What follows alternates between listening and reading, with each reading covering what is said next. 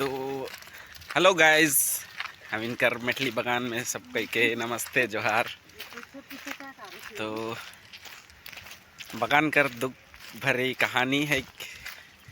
तो काम सावे ना घर कर काम करें, फिर से उकर बाद देखे सकबा तो लकड़ी भी जाए 10-11 बजे सुतेला काम सिराई और तेकर उकर बाद खाना पीना पकाए पड़ेल।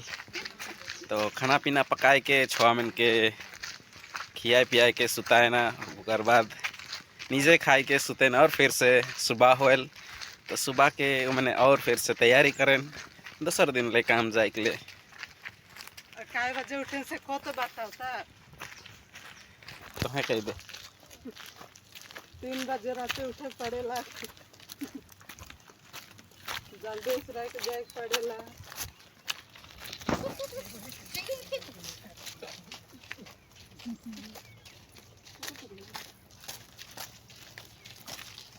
अपने की